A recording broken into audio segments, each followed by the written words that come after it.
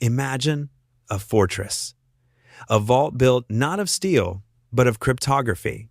It's guarded by multiple keys, locked away deep offline, completely separated from the internet. In the world of finance, this is the cold wallet, the ultimate digital defense. It's supposed to be untouchable. Then, in the early hours of February 21st, 2025, an alarm screamed across the blockchain. On-chain observers, the neighborhood watch of the digital world, watched in absolute disbelief. From the cold vault of Bybit, one of the world's largest cryptocurrency exchanges, 401,000 Ethereum, worth an incomprehensible $1.4 billion, began to flow. Not in a slow trickle, but in a cascading torrent. In minutes, it was gone. This wasn't a glitch. This wasn't a routine transfer. This was the biggest crypto heist in history, unfolding live for the world to see. The question wasn't just who was behind this attack, but how? How do you steal the keys to a vault that's supposed to be locked, air-gapped, and offline? This is a story of infiltration, deception, and the chilling evolution of cybercrime. This is the Digital Sleuth, and today, we're dissecting the 1.4 billion Phantom heist. To truly understand the crime, you have to understand the defense. Bybit prided itself on its security, handling billions in customer assets. Their defense was based on two pillars: cold storage, the offline vault, and multi-signature, or multi-sig, approval. This means that to move money, you needed multiple people in multiple locations. To digitally sign the transaction, no single employee could drain the funds. It was a system designed specifically to prevent a single point of failure. Yet, on that Friday morning, the attackers exploited the one moment the cold wallet had to connect. A routine transfer for daily liquidity. The team was moving funds from the cold wallet to a warm wallet, the slightly more active storage used for day-to-day operations. Everything looked normal to the signers. The transfer request came through. The destination address was correct, and the software interface they used to approve it looked completely familiar and trusted. But what the human operators didn't know was that they had been successfully targeted by a sophisticated digital attack. This wasn't a brute force attack on the cryptographic keys. It was a targeted compromise of the front-end interface, The transaction was a Trojan horse. The hackers had successfully deployed a Masquerade Attack. They injected malicious code that allowed the interface to display the correct, expected details, while simultaneously altering the transaction's true, underlying intent. The code essentially hijacked the smart contract logic mid-transfer The team members believed they were moving funds to a trusted Bybit address, but with their digital signatures, they were granting the attacker control, not just over the current transaction, but over the entire vault. The instant the multi-sig approvals were granted, the hacker's code executed a full drain, whisking all 401,000 ETH into their own wallet. The impossible had happened. This exploit showed that even a cold wallet can be fatally wounded if the human trust chain, the interface, and the signers is compromised. The speed of the attack was only matched by the speed of the money laundering. This is where the dark art of financial fraud analysis takes over. The attackers' immediate goal was obfuscation. They swiftly converted around $200 million in specialized staked Ether tokens into regular Ethereum on decentralized exchanges, a massive market movement that alerted the entire crypto world. Then came the classic digital dispersal. The funds were split across dozens of new addresses, with over 20,000 ETH scattered into about 48 separate wallets. This fragmentation is designed to defeat on-chain tracing tools. It's a key part of the modern cybercrime documentary playbook. Investigators quickly noticed the echoes of past high-profile heists, like the Ronin network bridge hack, which cost its victims over $600 million in 2022. Every piece of forensic evidence pointed toward a single, infamous culprit. That culprit was the Lazarus Group. Lazarus is not your typical criminal gang operating in a dark web corner. They are a highly sophisticated, state-sponsored collective backed by the North Korean regime.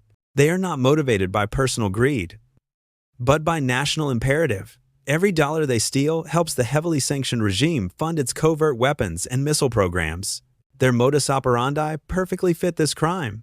Their strategy is spear, phishing, and social engineering. Lazarus operatives are masters of the long con. They don't just attack the code, they attack the people.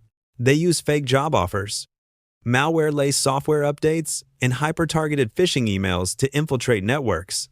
A tactic known as Operation Dream Job. They could have spent months inside Bybit's periphery, patiently waiting for the moment a high-value keyholder made a single mistake. They waited for that exact moment. The one time the cold wallet's keys came online for the multi-sig approval and then deployed the malicious code. They didn't break the encryption, they deceived the operators.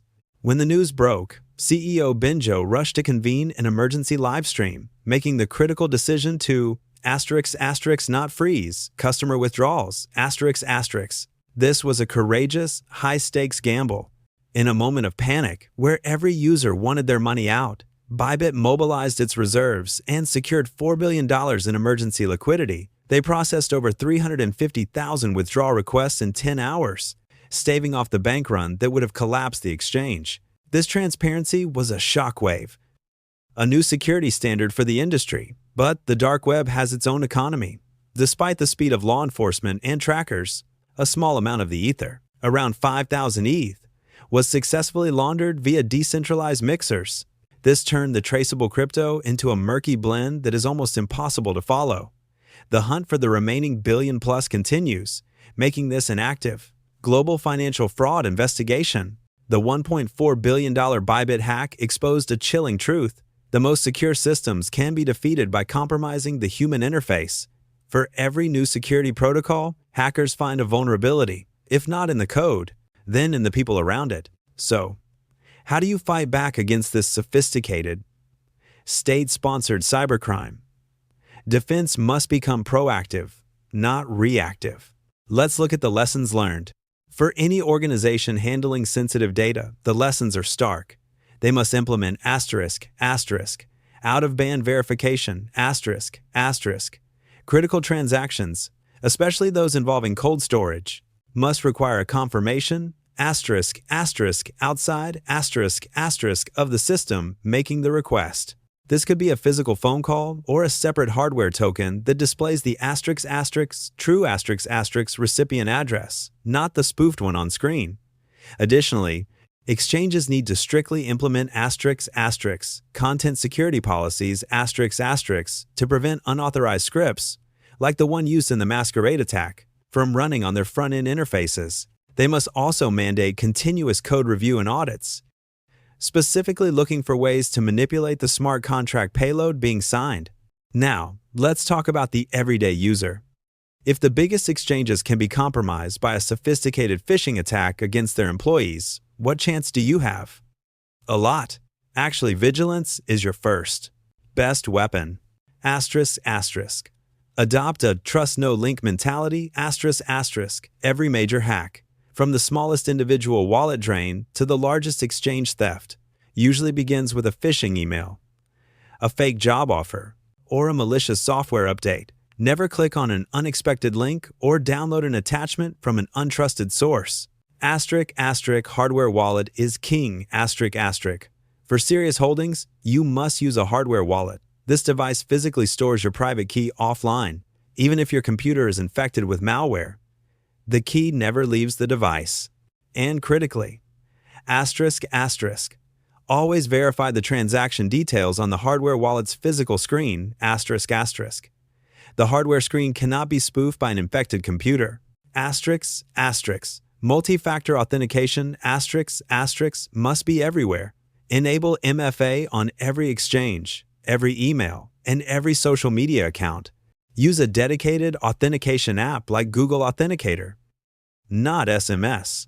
MFA is one of the cheapest and most effective forms of protection against compromised credentials. Finally, the power of separation, Never keep all your funds in one place. Use a reputable exchange for trading, a small portion, and a self-custody cold wallet for long-term holding. The majority, the $1.4 billion Bybit theft, is more than just an astonishing number. It's a case study that shows the battle between hackers and defenders is an unending arms race. The threat has evolved from breaking code to breaking trust. The immediate and transparent response from Bybit may become a new benchmark for how exchanges handle crises. But for every crypto user, this is a stark reminder to stay vigilant. The digital world is a wild west, full of opportunities, but also crawling with state-sponsored thieves and professional criminals operating on the dark web. Will this be the wake-up call that finally leads to unbreakable digital defenses? Or will the Lazarus Group and their peers simply stay one step ahead, mounting even bigger heists? The coming months and years will reveal the answers. But you, the user, now have the knowledge to protect yourself. Thank you for watching this cybercrime documentary. Stay safe out there and keep your keys secure. I'm the Digital Sleuth, and I'll see you in the next investigation.